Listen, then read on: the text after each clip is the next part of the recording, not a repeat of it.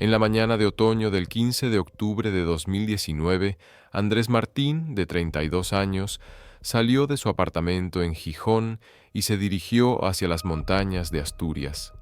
El joven trabajaba como diseñador gráfico en una agencia de publicidad local y planeaba pasar el fin de semana recorriendo los senderos forestales de los picos de Europa. En el maletero de su Seat León gris había equipo de camping, un saco de dormir, una tienda de campaña y comida para 3 días. Andrés vivía solo después de un divorcio reciente y a menudo iba a las montañas para alejarse de sus problemas. Sus colegas conocían su pasión por el senderismo y la fotografía. Ese día planeaba visitar un antiguo aserradero abandonado en el valle de Sajambre, donde quería tomar fotografías de edificios antiguos para un proyecto fotográfico personal sobre arquitectura industrial olvidada. Si te fascinan estos misterios sin resolver, suscríbete para no perderte historias como esta. Ahora, volvamos a aquella mañana de octubre. Andrés Martín no era un aventurero imprudente ni un turista desinformado. Había crecido en Asturias, conocía bien las montañas de la región y había realizado docenas de excursiones similares durante los últimos 10 años. Su pasión por la fotografía había comenzado como un hobby durante su matrimonio, pero después de su divorcio en 2018 se había convertido en algo mucho más importante para él, una forma de terapia, una manera de procesar sus emociones y una conexión con la naturaleza que le proporcionaba la paz que no encontraba en su vida urbana. Su apartamento en Gijón estaba decorado con impresiones enmarcadas de sus fotografías, ruinas industriales, puentes abandonados, antiguas estaciones de tren convertidas en museos del tiempo. Tenía un talento particular para capturar la belleza melancólica de estructuras que la sociedad había dejado atrás, encontrando arte en la decadencia y poesía en el abandono. Andrés veía cosas que el resto de nosotros no veíamos, recordaría su colega de trabajo, Patricia Sánchez. Podía pasar frente a un edificio abandonado que todos ignorábamos, y él vería una historia completa, una oportunidad para capturar algo significativo. Era su don. El aserradero que planeaba visitar ese fin de semana había sido una instalación industrial importante durante las décadas de 1960 y 1970, procesando madera de los extensos bosques de la región. Había empleado a más de 50 trabajadores en su momento álgido, pero como muchas instalaciones industriales en España rural, había cerrado gradualmente durante los años 80, cuando la economía cambió y la industria maderera local colapsó. Para 2019, el aserradero llevaba más de 30 años abandonado. La naturaleza había comenzado a reclamar las estructuras, con enredaderas creciendo a través de ventanas rotas y árboles jóvenes brotando entre la maquinaria oxidada. Era exactamente el tipo de lugar que Andrés adoraba fotografiar. Un testimonio congelado en el tiempo de una era industrial pasada, lleno de texturas, contrastes y la estética única del abandono. Había descubierto el lugar 3 meses antes, mientras exploraba rutas de senderismo menos conocidas en mapas topográficos antiguos. Una breve visita de reconocimiento en julio lo había convencido de que valía la pena regresar con equipo fotográfico completo y tiempo suficiente para explorar y documentar el sitio adecuadamente. Encontré un lugar increíble, le había dicho a Patricia mientras le mostraba fotografías preliminares en su teléfono. Un viejo aserradero completamente intacto, con toda la maquinaria todavía allí. Es como una cápsula del tiempo. Voy a dedicar un fin de semana completo a fotografiarlo. El viernes 15 de octubre amaneció fresco pero despejado, condiciones perfectas para fotografía de paisajes.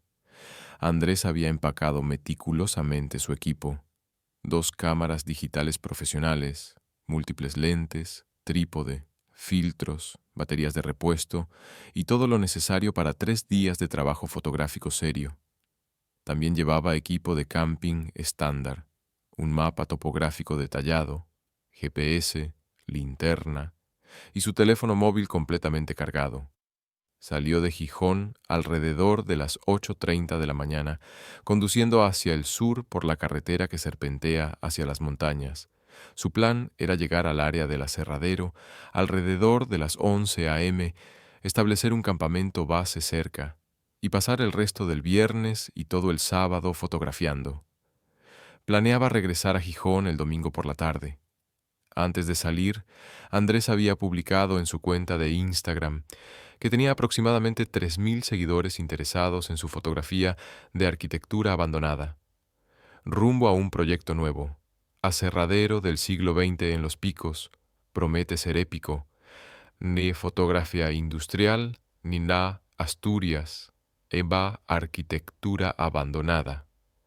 Esa publicación, con una foto de su equipo de cámara cuidadosamente dispuesto junto a su mochila, sería la última comunicación que Andrés Martín tendría con el mundo exterior. El aserradero estaba ubicado en una zona remota del valle de Sajambre, accesible solo por un camino forestal de tierra que se había deteriorado significativamente en las décadas desde el cierre de la instalación. Andrés había identificado un punto de acceso durante su visita de reconocimiento en julio, pero el camino requería un vehículo con buena distancia al suelo y conducción cuidadosa. Según reconstrucciones posteriores basadas en datos de su GPS del coche, Andrés llegó al área alrededor de las 11:15 a.m. del viernes. Estacionó su Seat León en un claro aproximadamente 1 kilómetro del aserradero, en el mismo lugar donde había dejado su vehículo durante su visita de julio. Desde ese punto, había una caminata de aproximadamente 20 minutos a través de un sendero poco mantenido hasta las instalaciones del aserradero. El sitio consistía en varios edificios. La estructura principal, que albergaba las sierras y maquinaria de procesamiento, edificios auxiliares para almacenamiento y oficinas, y un área abierta donde se habían apilado troncos décadas antes. Basándose en las marcas de tiempo de las fotografías que fueron recuperadas posteriormente de su cámara, Andrés llegó al aserradero alrededor de las 11:45 a.m. y comenzó inmediatamente a fotografiar. Las primeras imágenes mostraban el exterior de los edificios desde varios ángulos, capturando cómo la luz de la mañana interactuaba con las estructuras deterioradas. Las fotografías revelaban su proceso meticuloso. Primero establecía tomas amplias del contexto, luego se movía hacia detalles específicos, experimentando con diferentes ángulos y exposiciones. Era claramente un profesional trabajando sistemáticamente a través de su visión artística. Alrededor de las 2:30 p.m., según las marcas de tiempo, Andrés había comenzado a fotografiar el interior del edificio principal. Estas imágenes mostraban la vasta nave industrial con filas de maquinaria oxidada, sierras circulares gigantes, cintas transportadoras congeladas en el tiempo y enormes trituradoras que habían procesado miles de toneladas de madera antes de caer en silencio permanente. Una de las últimas fotografías en su cámara, tomada a las 3:47 p.m., mostraba una de las trituradoras industriales grandes desde un ángulo particularmente artístico. La composición era impresionante. Luz entrando a través de ventanas rotas iluminaba la maquinaria como si fuera una escultura en un museo. Después de esa imagen, no había nada más. La cámara simplemente dejó de registrar fotografías y Andrés Martín desapareció. El domingo 17 de octubre por la noche, cuando Andrés no regresó a Gijón como había planificado, sus colegas comenzaron a preocuparse. Patricia Sánchez intentó contactarlo múltiples veces por teléfono, pero todas las llamadas iban directamente al buzón de voz. Su teléfono estaba completamente apagado o sin batería. El lunes por la mañana, cuando Andrés no apareció en el trabajo sin previo aviso, algo completamente fuera de carácter para él, Patricia contactó a la policía. También intentó comunicarse con la exesposa de Andrés, Elena, quien vivía en Oviedo. «No he sabido nada de él desde el viernes por la mañana», le dijo Elena a Patricia. «Me envió un mensaje diciendo que iba a las montañas por el fin de semana. Eso es todo». La Guardia Civil tomó el reporte seriamente. Un hombre de 32 años que no regresaba de una excursión de montaña, según su cronograma planificado, era motivo de preocupación inmediata, especialmente dadas las condiciones variables de otoño en los picos de Europa. Lo primero fue localizar su vehículo. Utilizando la información de su publicación de Instagram y entrevistas con personas que conocían sus hábitos de senderismo, los investigadores identificaron el área general donde probablemente había ido. Para el martes por la tarde, un helicóptero de búsqueda localizó su Seat León en el claro del bosque donde lo había dejado. El vehículo estaba cerrado con llave y no mostraba señales de vandalismo. A través de las ventanas, los oficiales podían ver que Andrés había llevado consigo todo su equipo de camping y fotografía. El interior del coche estaba vacío excepto por una chaqueta de repuesto y una botella de agua vacía. Una operación de búsqueda y rescate completa se activó inmediatamente. Durante la primera semana, más de 40 rescatistas profesionales, incluyendo unidades especializadas de montaña de la Guardia Civil y equipos de voluntarios experimentados, peinaron sistemáticamente el área. El foco inicial fue el antiguo aserradero, que fue identificado rápidamente como el destino más probable de Andrés, basándose en su historial de fotografía y la publicación de Instagram. Los equipos de búsqueda exploraron exhaustivamente todos los edificios, buscando cualquier señal de que Andrés hubiera estado allí o de que hubiera tenido algún tipo de accidente. No encontraron nada, ni equipo de camping, ni cámaras, ni señales de presencia humana reciente. Los edificios estaban exactamente como habían estado durante décadas, abandonados, silenciosos, aparentemente intocados. Es como si nunca hubiera llegado al aserradero, explicó el sargento Miguel Torres, quien dirigía la operación de búsqueda. Pero su coche está a solo 1 kilómetro de distancia. Tuvo que haber llegado allí. Simplemente no entendemos qué pasó después. La búsqueda se expandió para incluir todas las rutas posibles entre el vehículo de Andrés y el aserradero, así como áreas circundantes donde podría haber desviado su ruta. Equipos con perros rastreadores recorrieron senderos y áreas fuera de sendero. Helicópteros con cámaras térmicas sobrevolaron el área buscando cualquier señal de calor corporal. Buzos exploraron ríos y arroyos cercanos donde Andrés podría haber caído. Escaladores verificaron acantilados y áreas rocosas donde podría haber tenido un accidente. Voluntarios formaron líneas de búsqueda que avanzaban lentamente a través de vegetación densa. Después de 2 semanas, sin encontrar rastro alguno, la operación oficial de búsqueda y rescate fue suspendida. Andrés Martín fue oficialmente clasificado como desaparecido en zona de montaña, con causa desconocida. Para Patricia, Elena y todos los que conocían a Andrés fue devastador. Es como si la tierra simplemente se lo hubiera tragado, dijo Patricia durante una entrevista con medios locales. Andrés era cuidadoso, experimentado. No era el tipo de persona que tomaría riesgos innecesarios. Algo terrible debe haber ocurrido. Los meses pasaron sin nuevos desarrollos.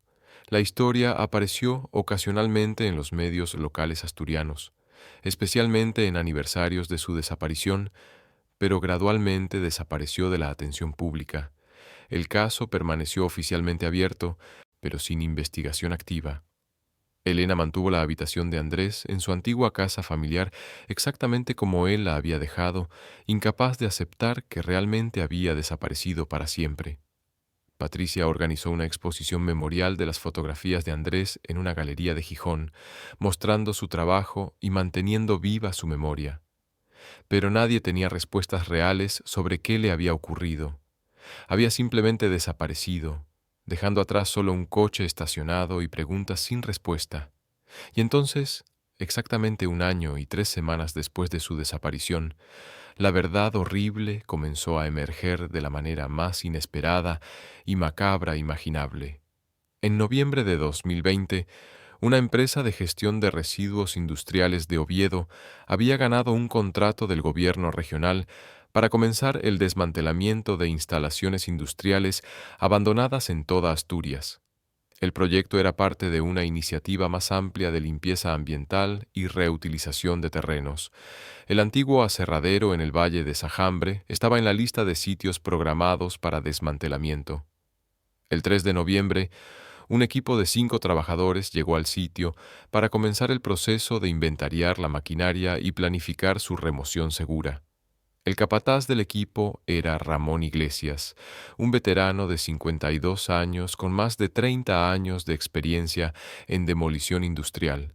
Había desmantelado docenas de fábricas abandonadas y había visto prácticamente todo en su carrera, pero nada lo había preparado para lo que encontraría ese día. El equipo comenzó su inspección en el edificio principal, documentando cada pieza de maquinaria. Cuando llegaron a la sección de trituradoras industriales, las enormes máquinas que habían sido usadas para procesar restos de madera en astillas, Ramón notó algo inusual. Una de las trituradoras más grandes, una unidad masiva del tamaño de un coche pequeño, tenía su tolva de alimentación parcialmente bloqueada con lo que inicialmente parecía ser una acumulación de material orgánico deteriorado y escombros. Pensé que era solo basura que se había acumulado durante décadas, recordaría Ramón más tarde. Ramas caídas, hojas descompuestas, ese tipo de cosas. Pero cuando nos acercamos para evaluar cómo limpiarla, vi algo que no encajaba. Sobresaliendo de la masa de material orgánico descompuesto, había lo que claramente era un trozo de tela sintética moderna, parte de lo que parecía ser una mochila de senderismo, y junto a ella, parcialmente visible, lo que parecía ser componentes electrónicos, partes de una cámara digital. En ese momento supe que algo estaba muy mal, dijo Ramón. Material como ese no debería estar en una fábrica que había estado abandonada durante 30 años. Detuve inmediatamente todo el trabajo y llamé a la policía. Para las 3 de la tarde, el sitio había sido convertido en una escena de crimen activa. La Guardia Civil, equipos, forenses y el juez de instrucción llegaron al aserradero abandonado. Lo que los investigadores encontrarían en y alrededor de esa trituradora industrial respondería preguntas sobre el destino de Andrés Martín, pero también plantearía nuevas interrogantes aún más perturbadoras. El proceso de excavación y recuperación de material de la trituradora tomó 3 días completos. Los técnicos forenses trabajaron meticulosamente, removiendo cuidadosamente cada capa de material para preservar toda la evidencia posible. Lo que encontraron fue una mezcla horrible de restos humanos en varios estados de descomposición, mezclados con equipo de camping y fotografía destrozado. La trituradora, diseñada para convertir troncos enteros en astillas pequeñas, había hecho exactamente eso con su última carga, que aparentemente había incluido a Andrés Martín y todo su equipo. La identificación preliminar fue posible a través de fragmentos de ropa que coincidían con descripciones de lo que Andrés había estado usando y piezas de equipo fotográfico que llevaban números de serie registrados a su nombre. La confirmación definitiva vendría días después a través de análisis de ADN de los restos humanos recuperados. Pero lo más crucial para entender qué había ocurrido fue la recuperación de una de las tarjetas de memoria SD de su cámara. Aunque la cámara misma había sido completamente destruida, la pequeña tarjeta de memoria había sobrevivido relativamente intacta dentro de su carcasa de plástico resistente, protegida entre capas de otro material en la trituradora. Los técnicos forenses especializados lograron recuperar aproximadamente el 70% de los datos de la tarjeta. Las fotografías que contenía proporcionarían pistas cruciales sobre los momentos finales de Andrés y cómo había terminado en la trituradora. Las últimas imágenes recuperables mostraban que Andrés había estado fotografiando extensamente el interior del edificio principal del aserradero, exactamente como había planeado. Las tomas eran profesionales y cuidadosamente compuestas, mostrando que estaba trabajando normalmente sin señales de angustia o problema. Pero entonces había una serie de fotografías que claramente no habían sido tomadas intencionalmente por Andrés. Eran imágenes borrosas, mal encuadradas, muchas de ellas mostrando principalmente oscuridad o destellos de movimiento. Las marcas de tiempo indicaban que habían sido tomadas en rápida sucesión, como si la cámara hubiera estado disparando accidentalmente mientras se movía o caía. Los expertos forenses analizaron estas imágenes cuidadosamente. Aunque la mayoría eran demasiado borrosas para ser útiles, varias capturaban fragmentos de información visual que, cuando se juntaban, contaban una historia. Una imagen mostraba el interior de la tolva de la trituradora desde abajo, tomada aparentemente mientras la cámara estaba cayendo hacia la máquina. Otra capturaba lo que parecían ser manos humanas, probablemente las de Andrés, alcanzando desesperadamente la imagen tan borrosa que era casi abstracta. Basándonos en el análisis de estas fotografías y la evidencia física en la escena, explicaría el inspector jefe Carlos Méndez durante una conferencia de prensa posterior, creemos que Andrés cayó o fue empujado hacia la tolva de alimentación de la trituradora. Las máquinas en estas instalaciones antiguas no tienen protecciones de seguridad modernas. Si alguien cae dentro, hay poco que puedan hacer para escapar. Pero esto planteaba la pregunta crucial: ¿cómo había terminado Andrés dentro de la trituradora? Había tres posibilidades. Accidente. Andrés podría haber estado fotografiando cerca de la máquina, perdido el equilibrio y caído dentro. Suicidio.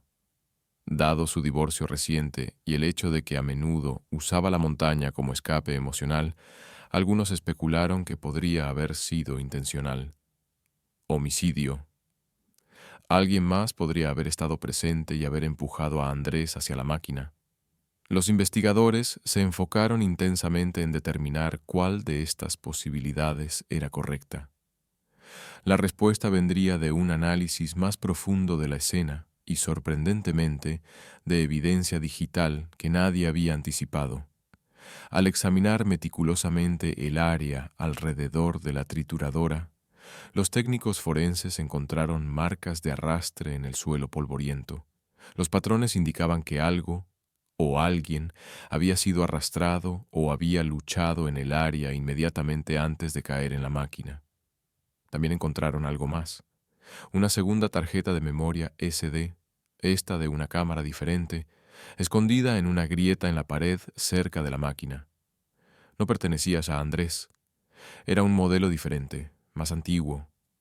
La recuperación de datos de esta segunda tarjeta revelaría la verdad completa y horrible sobre lo que realmente había ocurrido en el aserradero abandonado ese viernes de octubre.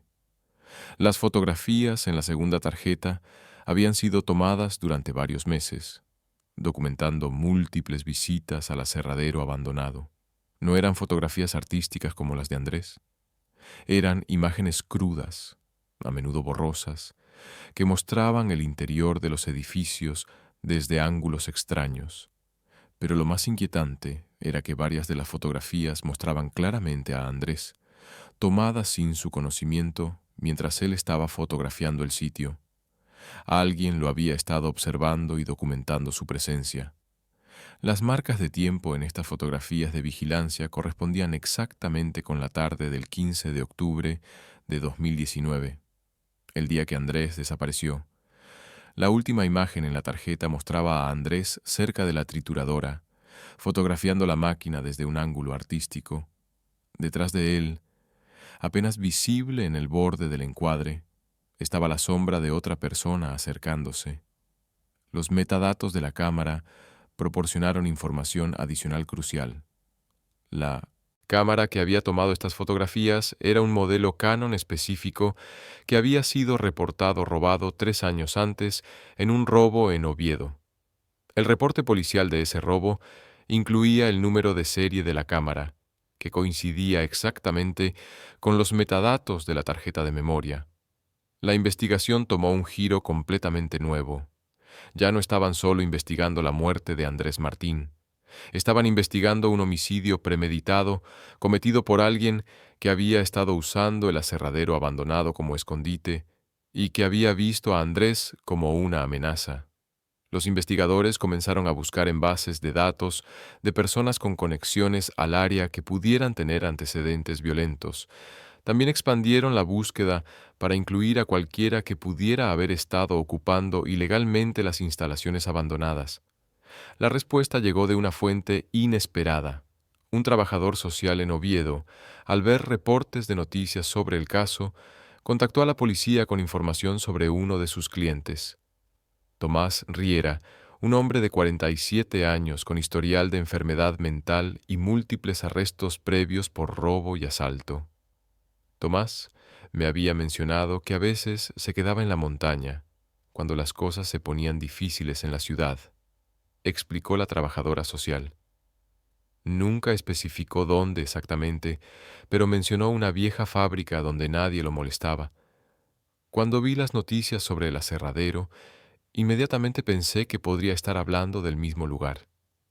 Los registros mostraban que Tomás había sido liberado de un centro psiquiátrico en agosto de 2019, apenas 2 meses antes de la desaparición de Andrés.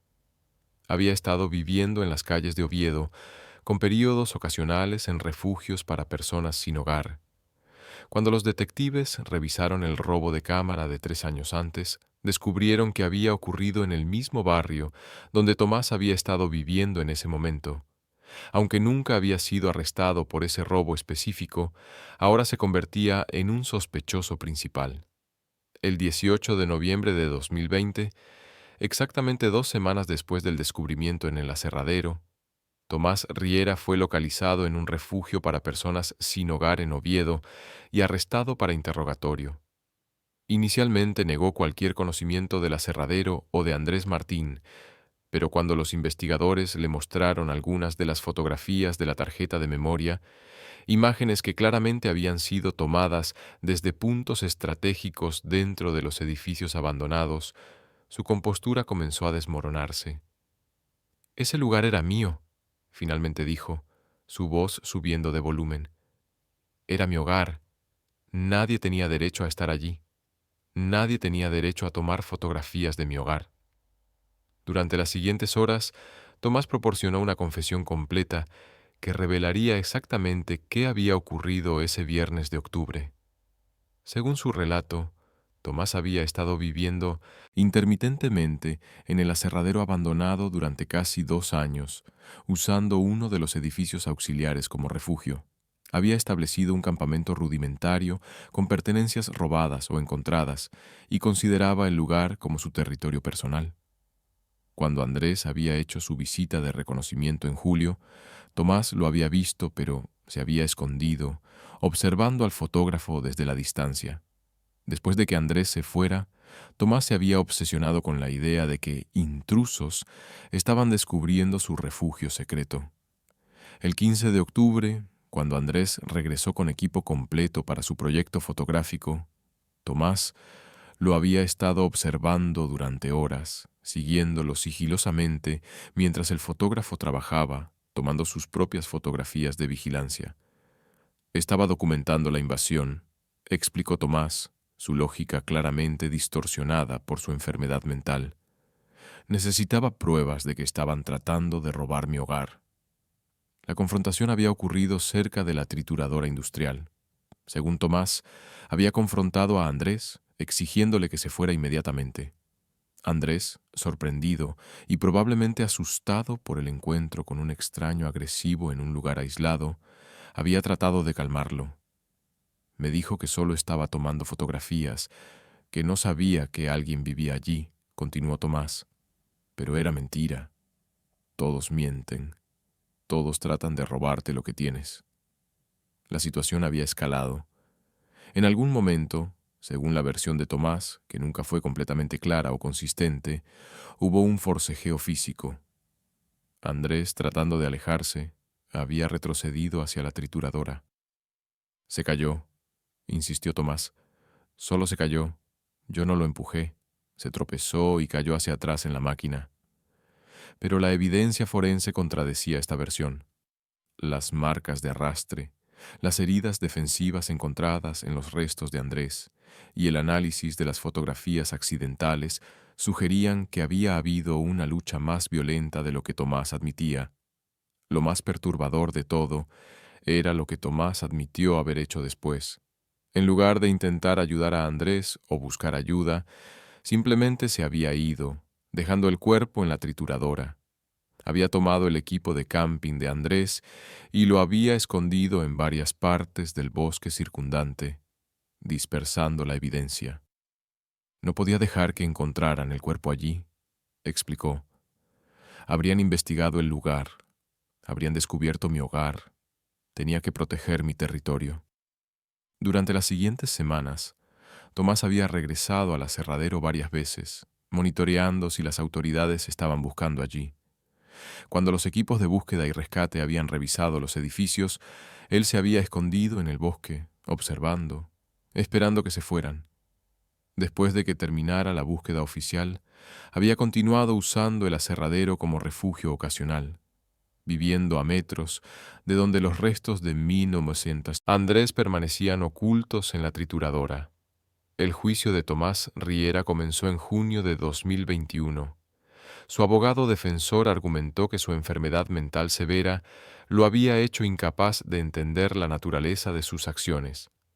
Expertos psiquiátricos testificaron sobre su esquizofrenia paranoide y su historial de delirios, pero el fiscal argumentó que Tomás había demostrado suficiente capacidad para planificar y ocultar evidencia después del hecho, indicando que entendía que había cometido un crimen.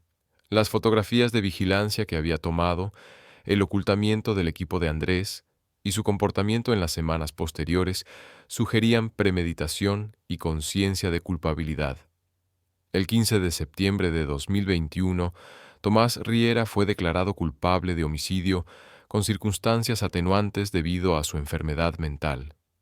Fue sentenciado a 18 años en una institución psiquiátrica forense, donde recibiría tratamiento mientras cumplía su condena. Para Patricia, Elena y todos los que habían amado a Andrés, el veredicto trajo un cierre complicado. «Al menos ahora sabemos qué pasó», dijo Elena durante una entrevista después del juicio. Pero saber que Andrés murió de esa manera, solo y asustado, a manos de un extraño en un lugar que amaba, eso es algo con lo que tendré que vivir siempre. Los restos de Andrés Martín fueron cremados y sus cenizas esparcidas en las montañas de Asturias que tanto había amado. Su familia organizó una exposición memorial más grande de sus fotografías, con ganancias destinadas a organizaciones que apoyan a personas con enfermedades mentales y falta de vivienda. Andrés habría querido que algo bueno saliera de esto, dijo Patricia. Él entendía que las personas como Tomás necesitan ayuda, no solo castigo. El sistema falló a ambos. A Tomás al no proporcionarle el apoyo de salud mental que necesitaba, y a Andrés al no protegerlo de alguien que nunca debería haber estado viviendo sin supervisión en esas condiciones. El aserradero abandonado fue finalmente demolido completamente en diciembre de 2021. El terreno fue limpiado y devuelto a su estado natural, con solo un pequeño marcador discreto indicando que algo significativo había ocurrido allí. La historia de Andrés Martín se convirtió en un caso de estudio en múltiples campos: seguridad en exploración urbana, manejo de salud mental comunitaria y protocolos de búsqueda y rescate. Su muerte inspiró cambios en cómo las autoridades asturianas monitorean edificios industriales abandonados y proporcionan servicios a personas sin hogar con enfermedades mentales. Pero quizás el tributo más significativo fue la fundación que Patricia y Elena establecieron en su memoria, la Fundación Andrés Martín para Fotografía y Salud Mental. La organización proporciona becas a fotógrafos emergentes y financia programas de arte-terapia para personas con enfermedades mentales, conectando dos aspectos de la historia de Andrés en algo positivo y constructivo. Andrés creía que la fotografía tenía poder para cambiar cómo vemos el mundo. explicó Patricia durante la inauguración de la fundación. Capturaba belleza en lugares olvidados y dignidad en estructuras abandonadas. Su legado debería ser recordar que incluso en la decadencia y el olvido hay valor y significado, y eso se aplica tanto a edificios como a personas. La historia sirve como recordatorio sombrío de múltiples realidades, que lugares abandonados pueden albergar peligros inesperados, que la enfermedad mental no tratada puede llevar a tragedias, y que incluso las actividades más inocentes pueden terminar en encuentros con circunstancias fuera de nuestro control. Andrés Martín había ido a las montañas buscando arte, belleza y paz. Encontró en cambio un final violento e impensable. Pero su historia, aunque terminó en tragedia, continúa inspirando conversaciones importantes sobre salud mental, seguridad y cómo una sociedad debe cuidar tanto a sus artistas como a sus miembros más vulnerables. Las últimas fotografías que Andrés tomó, esas imágenes cuidadosamente compuestas de maquinaria industrial deteriorada, fueron incluidas en su exposición memorial. Son hermosas, melancólicas y llenas del talento que fue silenciado demasiado pronto.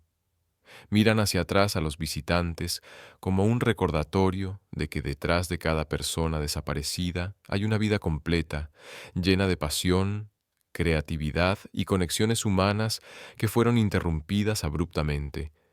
Y aunque el aserradero ha desaparecido, demolido y devuelto a la naturaleza, la historia permanece, no solo como una advertencia, sino como un testimonio de la importancia de sistemas de apoyo, vigilancia comunitaria y la necesidad de abordar tanto la salud mental como la seguridad de aquellos que exploran los espacios olvidados de nuestro mundo.